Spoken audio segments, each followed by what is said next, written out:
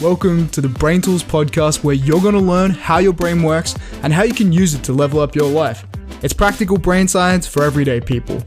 I'm your co-host Sam, a self-professed neuroscience nerd on a mission to share brain science with the world in words everyone can understand. And I'm Kirun, and I specialise in neuroscience at university and now run a metacognition education startup in Asia. Each episode, you'll walk away with 6 new practical brain tools that you can use immediately. No fluff, just the good stuff, with a side of banter. Plus, grab our show notes, the research, and tons of other free resources, including guides and classes, just by joining our growing BrainTools community at braintools.mn.co. Best of all, it's totally free. But for now, the BrainTools podcast. Alrighty, and welcome to episode 2 of the BrainTools podcast. My name is Kirun, your co-host with my main man, Sammy. Sammy, how are you? Very well, very well. Thank you again for having me, as we always do. Excited for today's episode. Yeah, pumped for it. Now, for listeners tuning in, you would have hopefully listened to the first episode where we went into the nuts and bolts of sleep. And so hopefully you got some really practical tips on how to get better sleep based on the latest neuroscience. If you haven't actually seen that episode, we're going to actually include it in the description. So I highly recommend you go through, because the topic we're going to be speaking about today has some really clear links. And Sammy, it's pretty timely that we speak about a topic that is pretty close to hearts at the moment, given all that COVID's brought, given the world seems like it's, look, not to be too dramatic, in a bit of disarray. Well-being. I 100% hit the nail on the head. I was having a conversation earlier today about well-being with my girlfriend. So it is topical. It's something that's rising up in importance. You'll notice across workplace, across education, schools. It's kind of on the tips of everyone's tongues. And like you said, it's all really related to what's happening with the pandemic and COVID. Yeah, I totally agree with you, mate. Like I shared, for listeners tuning in, I shared a quick story with Sam prior today, but I just went for a coffee with a friend, and that friend actually was just laid off. And I feel like I myself have been living in a bit of a bubble, like not leaving home. And then now that we're able to socialize, finding out about how it was done. And for the listeners, I shared this with Sammy, and Sammy's reaction was priceless. He was outraged, but basically this person in the company cut 10% of their employees, and literally they were sent an email at 1 p.m. for all of those that were leaving that said, hey, you're fired, basically. Pack your bags, go. And having a look at the recent stats now, I think unemployment in Australia is up by 1.8% or something. People are losing their jobs. They're losing their loved ones. There's so much ambiguity at the moment. And it doesn't seem like we're even talking about well-being. We're talking about economic outcome. We're not actually talking about, hey, how are people going? Yeah, 100%. And they're very interlinked. That's the thing. Financial duress is really adding to the well-being situation and the problem that's going on right now.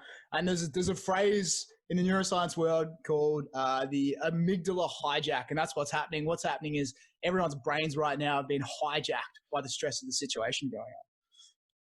Mate, that's a fascinating term. And it's actually so true. Like, we're going to obviously talk a little bit more about the amygdala, its role in obviously emotional regulation and so on. But yeah, mate, I feel you. And for listeners going in, I think this is going to be an episode that we're going to get really practical and give you some ways to actually improve your well-being, because it's something that probably has only got a little bit of a headline act for the past literally 10 to 15 years, if we're honest. Like, no one's really spoken about well-being as a term itself and the idea that it is a skill and not just this random airy-fairy thing. And that becomes so timely, mate, because as my last one, and listeners probably know this with what's going on in the US, like looking at the stuff that happened with George Floyd, Twitter being this, like literally feels like a war's on Twitter at the moment. Like, I don't like looking at it at all. It's actually crazy. Yeah, it's disgusting. You're so right. And well-being is really a direct function of brain inputs. So as you said, it's a skill, it's a habit. It's something you've got to consistently do. It's not something you wake up and suddenly your mental health and well-being is just immaculate. Yeah, I totally agree. And I think that's what we're going to raise the question today, is how you as individuals can improve your well-being, but also the idea to remember, like, people are always saying this phrase at the moment, I want to change the world. In order to change the world, you probably got to change yourself. And so I think, yeah, classic dropping hints. But I think, like anything that we do on the BrainTools podcast, what Sammy and I have done is a bunch of research, and we deep dive in this for about a couple of weeks, and then we basically share and we learn as we go with you. So Sam hasn't seen what I've done and I haven't seen what Sam's done. So we're going to be learning as we go here. But as we always do, I think Albert Einstein sums up pretty well. If you've got 60 minutes to solve a problem, you spend 55 minutes defining it and then 5 minutes on the solution. I'm kidding. We're obviously going to spend time on the solutions and so on. But where we're going to start, I think, Sammy, is a good place is, this are the main problems with well-being and especially what's going on, which I think is pretty timely. Totally timely. And that's a great seg into our first Kirun we've got there, which is the brain problems of well-being. I think the number one we've got to address is the big elephant in the room is just all the uncertainty and ambiguity. And the problem is we're really wired for certain outcomes. It's what the brain prefers. And uncertainty has actually been linked to certain pain areas in the brain lighting up. Because we're an automated prediction machine, when we can't predict the outcome of something, when something's uncertain as COVID happens, and we can't actually predict what's coming next, our stress center goes on high alert, our amygdala, which leads to a whole bunch of problems, which I know you're going to talk to. Yeah, I seem like I'm such a Debbie Downer. I'm the one like to Sam, let's go through all the problems about everything that's going on in the world right now. But I think some really important ones, and based on what Sam's saying, there are certain areas of the brain that are obviously really clearly associated with this whole idea of well-being. And I think what I want to do from a frame perspective for the listeners coming in is to just understand what brain research has actually been done. And funnily enough, these Greeks, mate, these ancient Rome Greeks and so on, all these philosophers, they sort of had it figured out. For those listening in, Aristotle did a fair bit of research and sort of musing over this whole idea of happiness and well-being. And he coined two terms, Sammy, to give you them, which are hedonia, linked with hedonism, classic. Let's just get out on a bender. Kidding. But hedonia, which is basically, as I'm sure listeners know, is all about pleasure. And this is more linked with the idea of positive emotion and life satisfaction. It's those instantaneous emotions you feel, both positive and negative. And he then looked at a second term, which is something called eudaimonia, which is all about meaning. And it's the idea of one's purpose and growth. And Sam and I spoke about this before, but that's a really hard thing to understand. We're talking about Maslow's hierarchy of needs, self-actualization. And when you look at the two terms, the neuroscience of pleasure versus the neuroscience of meaning, the neuroscience of meaning, how would you even go about doing that? Crazy. What does that mean? What does that mean? And it's super interesting that Aristotle himself came to these conclusions, 2000 years before neuroscience even existed, well ahead of his time. As they would say these days in the Twitter sphere, the man had clout. He was a clout machine, real influencer of his time. And you know what? We are going to talk a little bit more down the track about some really practical brain tools, but it's super interesting you bring up that there is this hedonistic side of well-being, which a lot of neuroscience research has been done on. Yeah, you're spot on, mate. That's where all the research has actually been done on, which is the idea of positive and negative emotion. And I think as I go through it, I'm going to talk about the big thing, which is stress, right? And that stress is the main thing that impacts well-being. And we're obviously experiencing lots of stress in different ways. And we're obviously going to go through that. I think the thing that I just want to tell listeners that are probably not from a neuroscience background is just to understand what the frame that we're taking here is just to remember that when all the brain research is done, it is all about relating structure to function. And the whole idea here is it is assumed in all the research that when you have a healthy brain, the structure is fine. Therefore, the function is fine. And the function leads to the behavior that we generate. And think of well-being as a series of actions that you can look at and the behaviors you can look at that we speak about before and why well-being is thought of as a skill. And so all the research we've looked at is what does an unhealthy brain look like when it is not experiencing well-being? And the key thing that impacts structure and function, literally specific areas of the brain, your prefrontal cortex, your amygdala, which we talked about, the amygdala hijack, is that whole idea of stress, which is super interesting because even in education, mate, stress management's not taught at schools.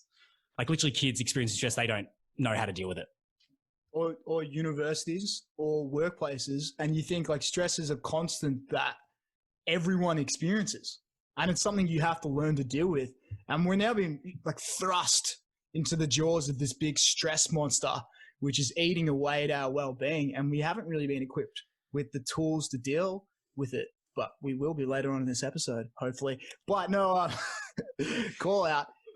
No, we really haven't. And actually, like you mentioned, stress is really has really detrimental effects on the brains. Obviously, a little bit of stress is necessary because it's an evolutionary mechanism, but too much stress or chronic stress can lead to some really severe repercussions. And I know you did a fair bit of research around this, Kiz. What did you learn about stress?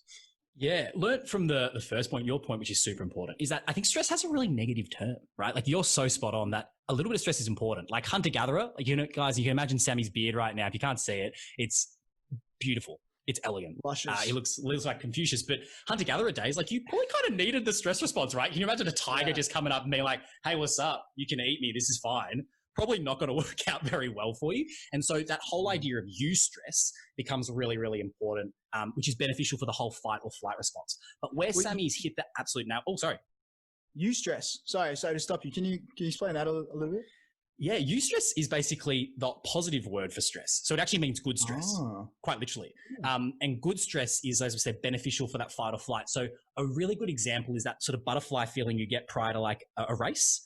In either a marathon or 100-meter sprint, it leads to a real clear reflex in behavior. And that's due to cortisol, which is known as the stress hormone, as I'm sure you know, mate, which is all about cortisol release. But as we now don't have tigers running around amok and not going to come and get us, this whole idea of this little eustress has actually arguably become not as beneficial as it used to be, because we're not in any immediate harm, yet we still have the same physiological responses to stress that literally won't have the outcome on us. And I think, as you've rightly put, mate, like stress almost perpetuates stress, which I know you did a little bit about. Yeah, it does. Super interesting. I mean, you're right. We're no longer on the savannah, but we've got these evolutionary instincts, these stress responses where we're treating threatening messages on Twitter or Facebook or in our text like it's a lion. And it's really perpetuating that stress. And the problem is we build these contextual cues that teach us when to be stressed via association. That's what the brain does. It's an association creation machine. And when we're creating these stress links, is what they are, to everyday situations, when we're chronically stressed as we are right now, suddenly everything in the world stresses us out because we now have a link to stress and every little action. So if I can talk practically, what I mean is when you're chronically stressed, suddenly you associate stress with all the actions throughout your day. You get an email, that increases your stress. A text from someone that's ambiguous increases your stress. When brains are stressed, they go on hyper alert and they seek out negative information. There's some really interesting research done on this by Professor Tali Sharrett out of the University College of London. And so what happens is stress eventually perpetuates stress. Mate, that is so true, because just to link the research you just did, because this is the really clear link between the amygdala and the hippocampus. And for those listening in, the hippocampus, all about the return, basically long-term memory. What they've actually found when chronic stress, and let's just assume stress is experienced every single day, this stress becomes learned. So that we found in a lot of research that hippocampal cells, cortisol, the overexposure of cortisol, actually damages your hippocampus cells. So hippocampus is smaller. And what basically happens is the ability to regulate what your hippocampus naturally recalls becomes compromised. So it's this whole idea that once you think negative, you end up with this whole spiral of negativity. For those listening, that idea of rumination. Imagine you're in a really bad patch, that constant negative self-talk that happens throughout. And the imagery that comes back is generally associated with those really negative, sometimes traumatic events. And that's a really clear link with the hippocampus, which your point, mate, makes so much sense now. When you are in a downward spiral, stress perpetuates stress. Stress perpetuates stress. And just like you said with the hippocampus, there's this concept of like you form fear memories and fear associations and fear stress. And so, as you said, I mean, I don't know, the weight of what you just said is incredibly powerful. The part of your brain responsible for learning shrinks. The hippocampus shrinks. But the fear center of your brain, the amygdala and the basolateral amygdala particularly, grows. So your ability to be stressed increases by being chronically stressed. Yeah, that's crazy, mate. I didn't know that. That's nuts. Crazy. And because we're linking in, and team, for everyone listening in, like obviously remember that your prefrontal cortex, right? That's called your CEO of your brain, right? That's the thing that's sort of planning and organizing. It's the boss.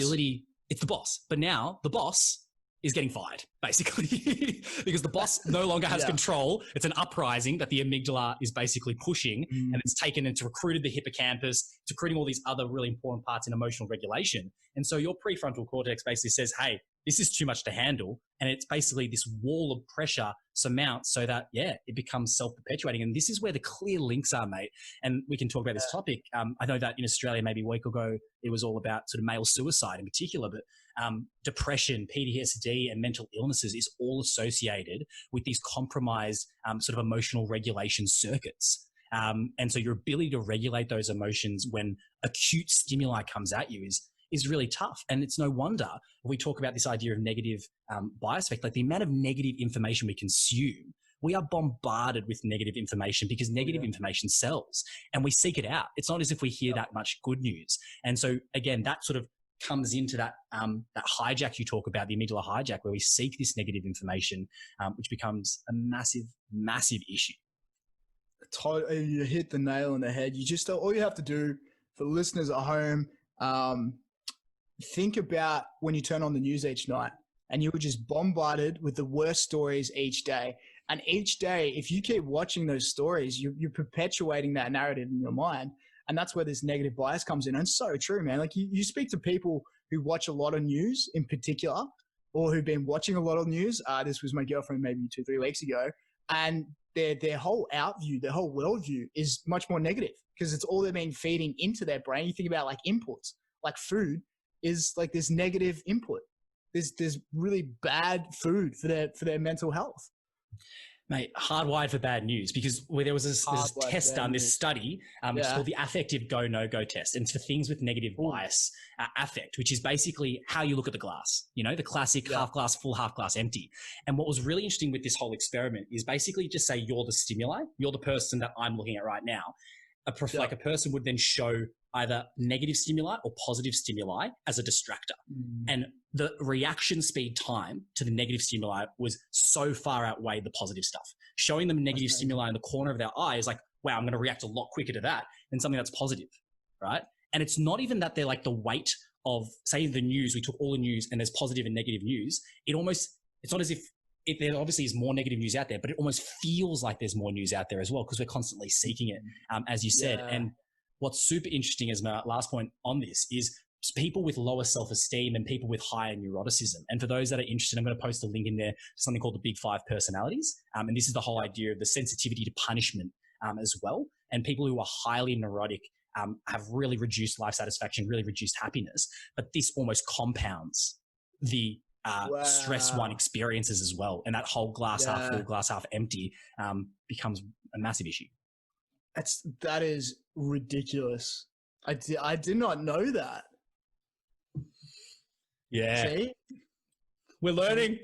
We're learning as we're going. Hence why these pauses come. We're literally like, wow, really, really interesting. And you just heard me learn in real time. Super, super interesting. And I know, mate, as this is my last one, I wanted to ask you, because as we move into sort of the benefits of moving into well-being, loneliness, right? Social isolation, like super timely right now of what's going on and how loneliness is obviously linked, with the idea of increased negative emotion that you experience. Yeah, well, that's 100% it. You like hit the nail on the head. And I want people listening at home, take this journey with me really quickly. Have you ever had a period in your life where, for whatever reason, you disconnected from a lot of the people around you, you were suddenly a lot lonelier? You'll notice the massive impact that has on your well-being.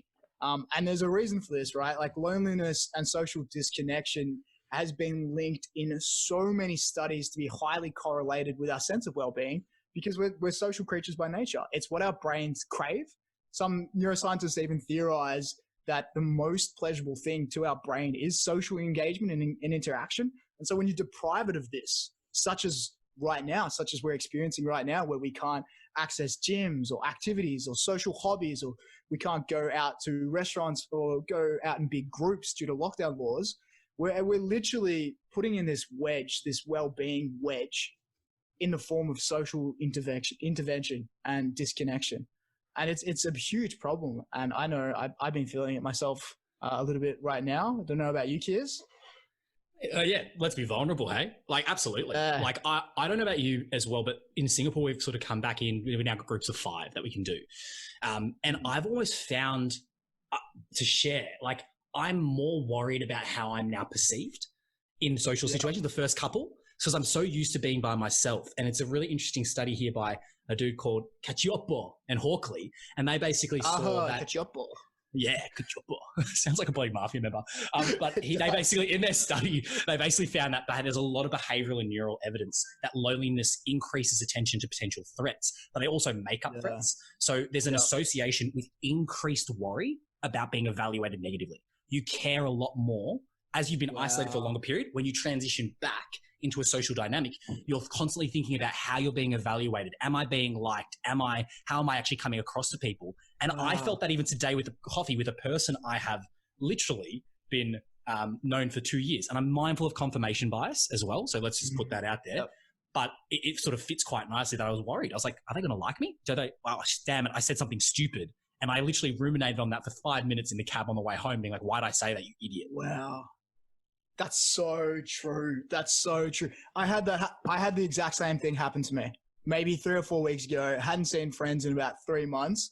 And I remember the first hour we went and grabbed a dinner with maybe 5 or 6 of us. I barely spoke because I was so worried about speaking. And I've known these guys since I was 14. I think your best mates, like literally your best mates. You told me this. Yeah, they're my best mates. And I literally felt that. I had no idea it was so founded in research. And we are going to get to the practical stuff. So please stick through this. There are some really cool implementations coming up. But this point on loneliness is a big one. And just to wrap up some of the problems before we get into the good stuff, there's actually a direct correlation between social connection and loneliness and longevity. So you think about it, well-being, right? There's the blue zones of the world. One of the 5 or 6 factors they've identified as contributing to the longevity of those people is social connection at the core of everything they do. And it's the same with, I actually looked at some research recently where they found people who retire as they get older are likely to die younger by an average of 5 to 10 years because they lose those social opportunities that they had at work, as well as the movement. Yeah, such interesting implications as well for the older population. Like we don't really talk about people 60 plus, maybe people at nursing homes, etc., that are experiencing these high levels of loneliness and whatnot. And there's a lot of research done in that. But yeah, totally get where you're coming from. That these problems almost end up perpetuating and become self-fulfilling. That more problems create barriers to even getting that change. And so the way that we want to give you these really key implementation sort of tactics, if you will, are to overcome those obstacles that end up creating a 110-meter hurdle race with 55 hurdles in it and making sure there's only about 5 hurdles for you to overcome. That's it. We're going to kick down your hurdles. Don't you worry about that. Kirun and I had a business. That's how we would run 110-meter hurdles, mate. Yeah. We would literally just be like, no, I don't want to jump this spikes. Just run straight through it. I mean, I probably wouldn't even run 110 meters right now. I'm so unfit. But that is a topic for another day. Been a little bit gloomy with the problems, but I think it's important to know. But I'm really excited to talk about the benefits of well-being, which segs nicely into the next section, the brain benefits.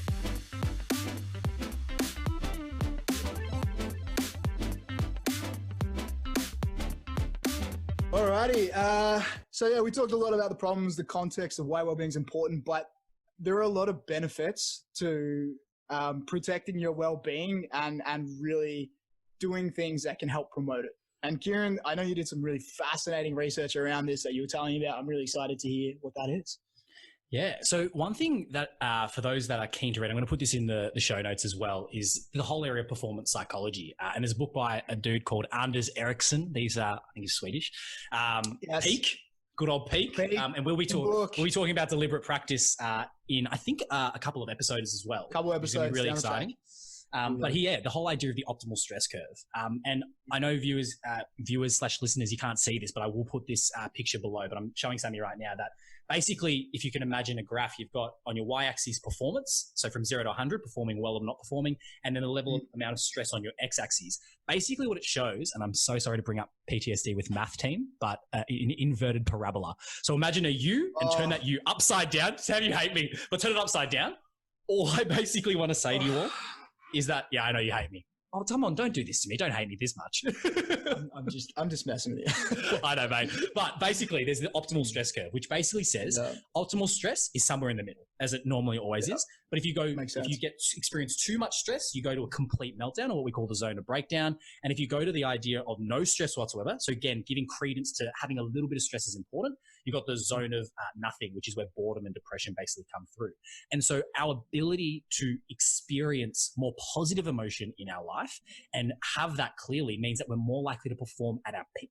And I think that's a really important thing to note when we're talking about people in all these high-performing roles, and there's obviously a lot of pressure to perform. That balance between that positive and negative emotion is really important. And Sammy, I know you've obviously looked at this in terms of memory, but how negative sort of emotion impacts memory as well in terms of peak performance in especially cognitive and learning and knowledge-based work. Well, it does as well. And I mean, that's why like we have to say stress isn't all bad. There's a reason we have a stress response. It's really important from an evolutionary standpoint. But there's actually some recent research, which, listen up, listeners, this is really fascinating stuff. Acute stress, which is just a little bit of stress, it's acute stress, can be really, really helpful for study because it actually basically activates your attention and focuses the brain on the stimuli or the input or the article or the learning you're currently doing, and improves learning outcomes. It improves your ability to encode that into your memory, into your hippocampus. And it's only a little bit of stress, but it's been recently, the studies have shown that it's been really good for elevating performance of learning and even performance at work by helping focus your attention. Yeah, it's like the Goldilocks effect, isn't it, right? It's like just right. It's Just like making sure that there's really clear ways that you can manage that positive and negative emotion, which is, really super important. And I think as we round off this benefits, I think, let's be frank, Sam, and for the listeners, like I think it's pretty obvious, right? Stevie Wonder could see this, that basically if you literally have more positive emotion in your life, that obviously leads to greater well-being. And like, let's be frank, there's always going to be a minimum amount of negative emotion in your life. It's always going to happen. We can't sit here and be like, you're going to experience 100% positivity because it's just not possible. No. But knowing how to modulate and regulate yourself becomes really important. Absolutely. And I mean, we don't really have to, like you said, harp on about it. The benefits of well-being, well, happiness, satisfaction, meaning, eudaimonia, hedonia, all the above. Live longer. And you live longer. All right. Now that we've talked about the benefits, let's get to what you all came for. Time to talk about the BrainTools.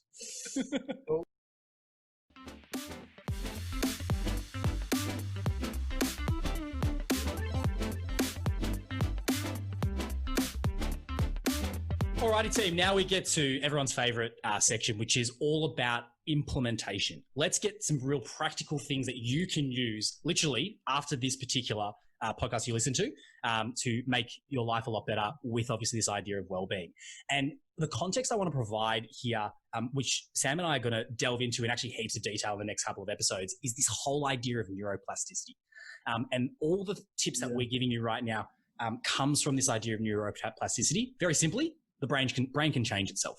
And that's a really important thing to remember, because remember, structure linked to function. If you change the structure, you change the function. And the key thing to remember about this is if we are able to put things in place, habits and actions, the feedback loop it has to the brain is super, super important in changing it over a period of time, as we spoke about. And so, Sammy, I'm going to go to you as we always do, play a little bit of tennis with you. 3 clear implementations for you. What's your first one for the audience? Super excited. Picked up the rally. And my first one, rally over the net. You can't see me at home, but I just rallied to Kirun. The number one thing for well-being, for protecting your well-being that you can do right away today is a daily gratitude practice. And like you probably heard about this, listeners at home, because it's espoused almost everywhere. Everyone talks about it, but this is one way to look at it. Write down 3 things you're grateful for every day for 21 days in a row. And they actually did some research around this. Writing down something you're grateful for every day for 21 days in a row significantly increased levels of optimism, which held for 6 months. So 21 days practice, 6 months of benefits. And it's crazy. Like, that's crazy to me. That's such little practice and have such massive benefits. And here's what actually happens, right? when you practice gratitude, you are wiring into your brain an optimism bias. By being thankful and grateful for the things in your life, you're teaching your brain to look out for opportunities to be thankful and grateful for things. So by practicing it every day, your brain is learning to become optimistic by looking for things that are happening in your life that it's appreciative of, which is really crazy. And they even did some research looking at the pathways of this as well, the neural pathways. And what happened was people who practiced gratitude, the pathways associated with gratitude, especially specifically in the reward center of the brain, enlarged. They grew. They grew. That's you crazy. grow your That's brain. You grow your ability to be optimistic just through a daily gratitude practice. And it's so small. It's so small, right? All you have to do is each morning you wake up or night, just write down a few things you're grateful for and reflect on them. And the research would suggest, 21 days as kind of the barometer, but the more you practice it, the better you're going to strengthen that gratitude skill. Yeah, and I love that idea of the challenge, mate. I think that's something we're going to get the listeners involved. We'll probably end up choosing about sort of 10, 20 people, do a gratitude challenge for, 21, 30 days within the community, which would be amazing to do. I don't know what you think, but I'd be so keen to do that. I'd be super, super keen to do that. Aside from sleep, gratitude is the one thing that comes up often in the research, with many neuroscientists saying, like, day to day, it couldn't be clearer what you should do to improve your well-being, and it's just cultivate gratitude. The effects are profound and long-lasting. But Sammy, can I ask you, just off the cuff, let's practice this right now. Can I ask, what's one thing you're grateful for out of interest right now? Kirun, I'm really grateful for this podcast. I'm grateful for Kirun. I'm also grateful for these new microphones, which listeners, if you hear this, hopefully sound crisp and beautiful. So very grateful for that. What about you, Kirun? What are 3 things you're grateful for? Mate, right back at you. I think the fact that we're even just doing this conversation is pretty amazing. Like, I know, like we're on episode 2, and we've obviously got heaps in the pipeline, which is really exciting. But just doing this and learning on the go is pretty awesome. And I think that's what I'm massively grateful for, is the fact that we get to learn. Like, we're learning right now stuff that we didn't even know we knew from each other, which I think is awesome. And then being able to share it with the listeners is pretty cool, mate, if I can be honest with you. Please be honest with me. I love it. I'm grateful for that.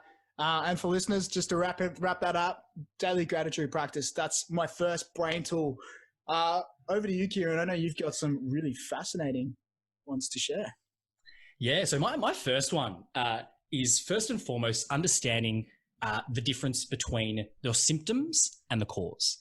And what I mean by that is I think everyone has a unique set of stress symptoms. And what I would coin this as is when you have something that stresses you out. So let's just say, again, you lose a job or someone makes you angry. There's obviously that emotional and visceral response that occurs. But particularly when it comes to chronic stress, there are really clear patterns of behavior that humans indulge in, which is some are like a loss of appetite. Some people can't sleep. Some people can't focus. Some people lose motivation. And so the question I pose to all the listeners right here, right now, what are your symptoms of stress? When you get stressed, what actually does that look like? Imagine if you were painting me a picture. Now, to share with all the listeners, when I get stressed, I lose all motivation. I really struggle to sleep. Like, I will literally toss and turn, which is obviously timely given episode 1, we talked about the idea of breathing exercises and meditation and things like that as well. But also I become a loner. Like, I literally isolate myself. I don't like to be around people. And so I think the moment you can understand and have a degree of self-awareness as to what stress looks like for you, is the moment you are able then to actually tackle the stress and understand what might be causing that stress. And so that's my really sort of hopefully practical idea is let's understand what are your stress symptoms. How to do that, Sammy, and I'll put this over to you in a second, is why we've actually together, Sam and I created a bit of a checklist for you, which we're going to put into the show notes as well, around stress symptoms. But what we actually recommend is complete that stress checklist, have a bit of a self-reflection piece of 5 to 10 minutes and be like, hey, what does my stress actually look like? And what I'd also do is ask your family and friends. I asked my mum and dad the other day, because I've been speaking to them a fair bit recently, given all that COVID-19. I said, hey, mum, dad, when I get stressed, what do I normally do? And it was really revealing. Like, it's like basically having a mirror to you. And they said, Kirun, you become the nightmare. You are the worst person to be around. But I didn't actually, I know, Burn, literally just roasting me. But they mentioned, they noticed this loss of appetite. And I'm a diabetic, right? So I need to be mindful of it. But I just literally wouldn't go to the pantry. And I think having that idea of a mirror and speaking to your friends about what your stress symptoms could be is really useful. And then finally, Sam, I know that on your wall on your left-hand side, you've got reminders of things that you want to achieve this year. In the same vein, if it's in front of you, you're more likely to pay attention to it. Once you've understood what your stress symptoms might be, put reminders up in your workspaces. Not saying, I am stressed when I do this, but just say, hey, pose it as a question. Put there, am I eating enough? Or am I feeling a low motivation? Just these mental cues, reminders, and questions increase the probability of you recognizing that you are stressed and being able to zoom out and say, hey, I might need to do something about it. So I wrap that up by saying, understand your stress symptoms and do that self-reflection so that you can solve what those stress are, what might be causing that stress. I love it. I love it. Understand your cues, so to speak, which links really well to your next one, but we won't talk about that just yet because that's coming up. I actually have a brain mentor who's teaching me some things about neuroscience. And one of the things he does is he prints out a poster of these 5 triggers for the amygdala and just puts the words on the wall in big font. So he's got entrapment, concern, fear, uncertainty, and one other. And he just looks at it every day. And he knows if he's feeling any of those things, if those things are happening in what he's doing, then that's a sign that he's going to be triggering stress. So maybe that's one way to do it. Great. That's a great one, Kirun. Thanks, mate. Try my best, yeah. I like it. Yeah, I hadn't actually thought about that. Figure out when you're stressed. It sounds simple. Simple, hopefully effective. I'll pass to you for your second one. Oh, excited. Beautiful. My second one is about well-being over time. And I'm going to give it to you like this. Learn how to become more like a little kid. When you think about little kids, right? I think about my nephew, Will, who's 2 years old. His well-being's pretty good for the better part. You know? He's chilling.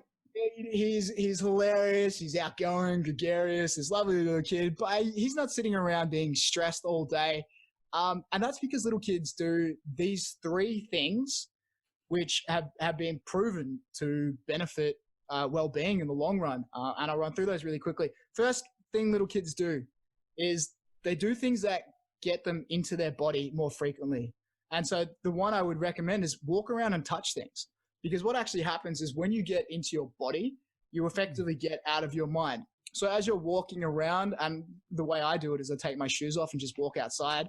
As you're walking around, as you're touching things, you change resources in the brain and shift them to sensory focuses. So it moves to the different parts of the brain, the parietal lobe, the temporal lobe, occipital lobe, and you really focus on those senses.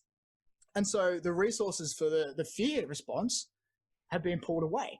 And so you naturally start to calm down a little bit because your brain is literally pulling away its energy from that emotional fear response. So number 1, do things that get you in your body. Number 2, play. Such a good point, mate. Play. Learn to have fun, right? Learn to have fun, right? I think adults suck at this. I think teenagers are okay at this and kids are pretty great at this.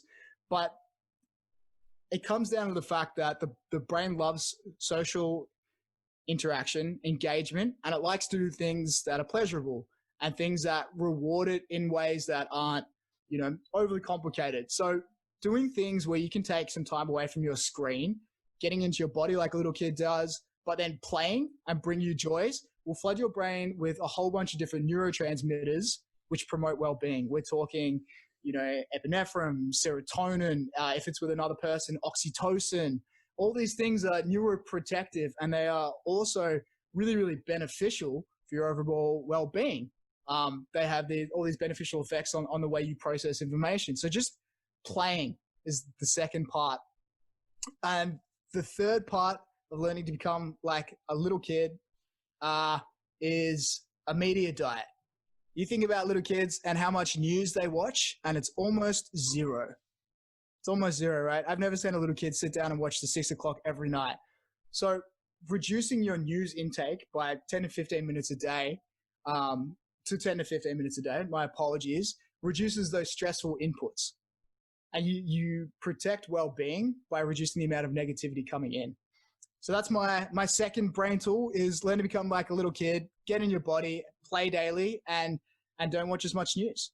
Be like a little kid. I love it, mate. I think that's super practical as well, because it's almost like that idea, right? Like I'm not having a crack at people who do this, because we all do this sometimes, but sometimes we just take life too seriously. And having that idea, that mixture of, you know, having some fun and playing becomes really, really important. And I love that whole idea of being a little kid. Like just, you see it, match and mirror a little kid. Yep. That's it. Right. Just go do things that, I mean, if like we all took out 5 minutes a day to act like a little kid, we'd probably all feel a lot better. I love it. That is so good. What's your next one? I know we alluded to it before, but what have you got? So Sammy, a question for you, if I can ask. Yeah. Have you read The Power of Habit by Charles Duhigg? I have read bits of it. I won't lie to you. I have only read. You sound like I'm about to punish you. I'm not going to punish you. But what I will ask, I'm sure listeners may or may not have heard, is Pulitzer Prize winner Charles Duhigg to going in and doing a bit of a deep dive into The Power of Habit. The premise of the book basically being that we are a collection, we are what we do. And therefore excellence is a habit, not necessarily an act, to quote William Durant. My question for you then becomes, have you heard of Keystone habits by any chance? I haven't, Kirun. Please enlighten me.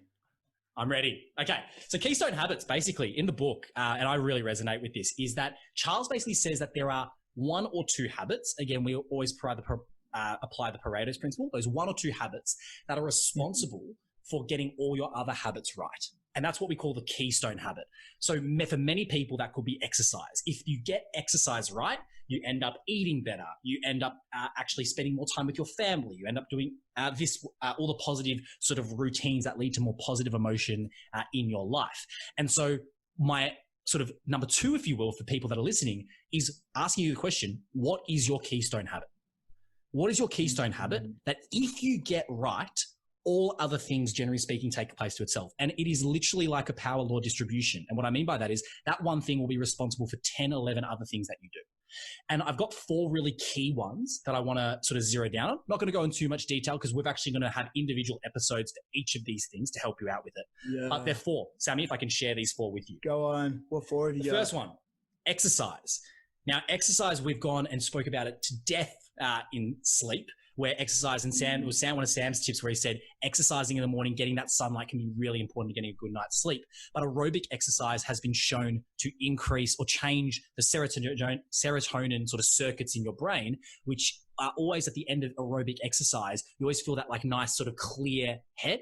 I don't know about you, Sammy, that's definitely for me why I've become, runner's high. That's exactly what it is. Spot on. And that aerobic exercise becomes really important. So my question is that your Keystone habit? If it is, if you get that right, does everything else follow through? And just for context, when we were doing our research, Sammy and I, the one that was really researched into well-being was exercise.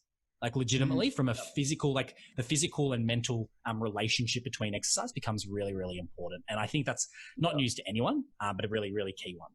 The second one, mindfulness meditation. Now, this was also probably the second most popular thing that was researched, and a lot of research going into the idea that focused attention on the breath increases gray matter in the prefrontal cortex. Remember the CEO, getting the CEO right? Really responsible for a lot of emotional regulation and how you actually are able to do that.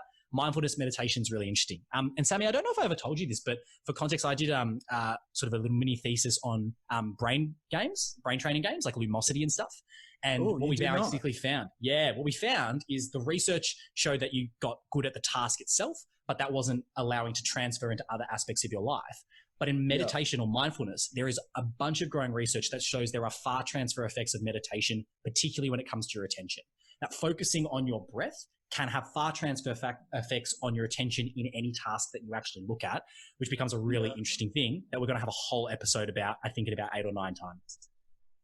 Yeah, I love it. That's so powerful. You're totally right. And that actually is going to allude to my last point. So like Keystone habits, exercise, meditation, mindfulness, anything else? Yeah, mate. My last 2, not going to go in much detail. Diet. Think about the idea of a relationship between your gut and your brain. and probiotics that you should take. And then being in nature. They did a study in the UK, 120 minutes a week in short bursts, just going outside was shown to improve well-being, self-reported, so mind the limitation, but in these people, but the sample size was 20,000 people. So being in nature, going for walks, getting outside is really, really important. And that wraps up my reviewing your Keystone habits. Find it, double down on it, do everything you can to get it done, and everything else will follow through. Get that one habit, that one Keystone habit. Love it. That's super powerful. And I never thought about it like that. And you alluded to what my last one is. And this is about well-being in the moment. We all have those moments. Listeners, you probably had these moments yourselves when you just get really stressed, hyper stressed, a whole bunch of negative things goes wrong and you fall down the hole of rumination. My friend used to say, call it spiraling. You spiral down this negativity hole and you just keep circling and circling. Yeah, you had that happen? I've had that happen a couple of times. Rumination, absolutely. All the time. And the one thing you can do, and the one brain tool I want to give you for this is deep breathing.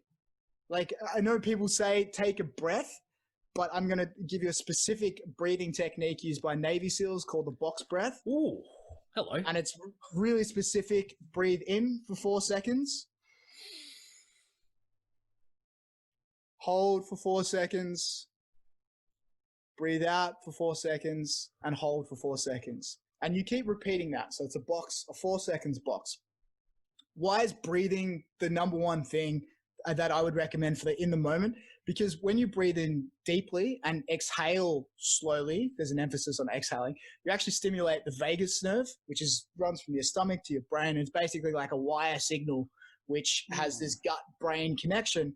And what it does is when you breathe in slowly, it turns your stress response off, because it's a bit like this. Your sympathetic nervous system gets turned off for the parasympathetic. It's like this, right? When we were evolving, if you were breathing deeply in the wild, there's almost 0% chance you were being chased by a predator. So this deep breath response is wired into us as a way of telling the brain, hey, it's all good. We're breathing deeply. we're relaxing. And so there has been a slew, I'm joking about this, but there has been a slew of research around this vagal nerve stimulation from deep breathing, like almost instantly decreasing cortisol secretion, which is the stress hormone, and bringing about a sense of calm. And that's why they say, take a breath. They take a breath and mean it. So my last brain tool, super practical. Try the box breath. If you're really stressed out, just sit there and breathe. 4 in, hold for 4, 4 out, hold for 4. And just keep doing that until your brain switches from sympathetic to parasympathetic and you just calm down. That's my last one. I love it, mate. And like for listeners coming in, that's a total of 12 seconds, basically. 16 seconds. Yeah. 12, 16 seconds. And you've gone a long way to improving your well-being, particularly in that moment, which is super practical, Sam. Literally the easiest thing you possibly do is breathe. Is just breathe. That's all you got to do. Love it. So that's my last brain tool to wrap it up. Kiers, what have you got? Take us home strong. I'm ready. And you alluded to it when you talked about the idea of being a kid, is that whole idea of a sort of media cleanse. My third one for everyone is technological cleanse. Cleansing yourself of all the technology. Now, we can be really honest with each other. Everyone, we're cyborgs. We've got a phone glued to our hand all the time. We're so dependent upon it.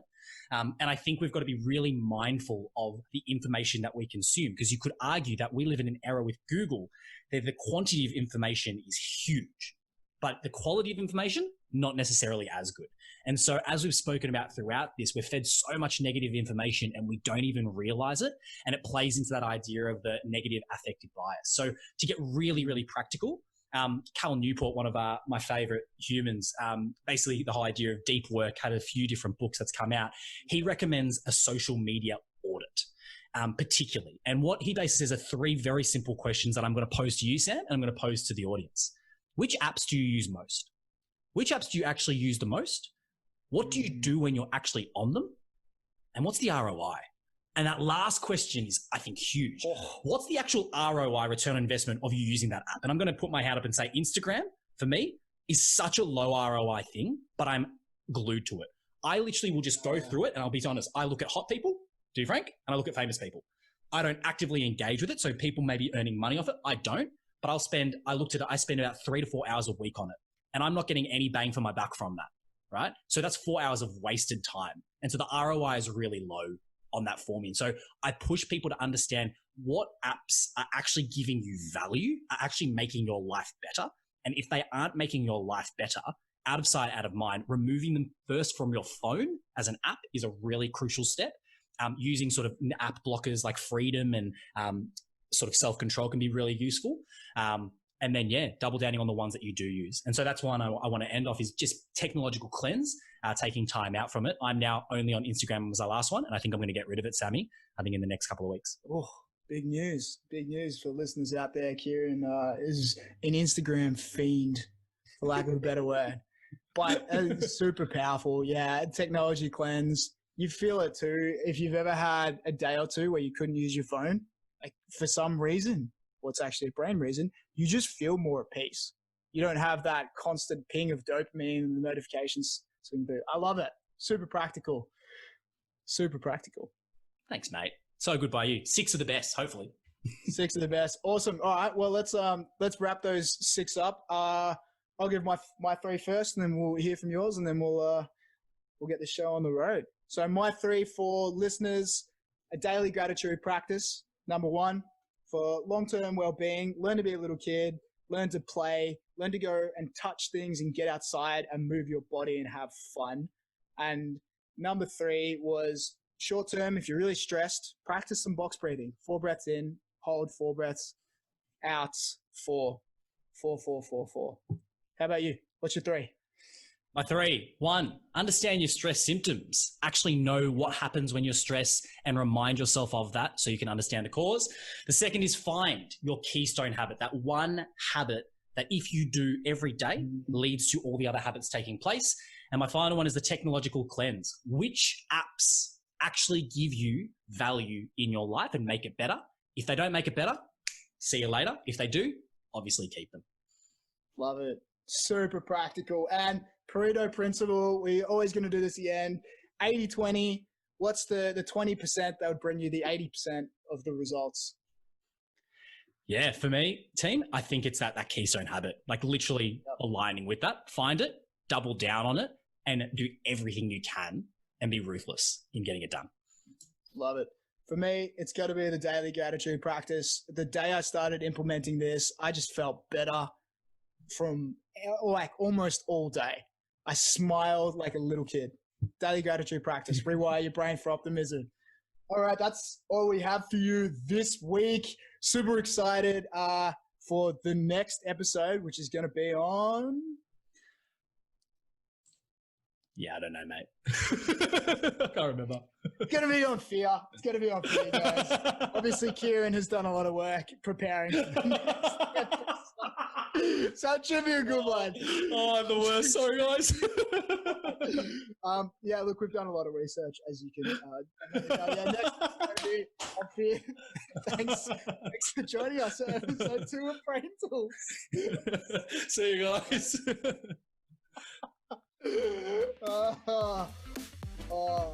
Right.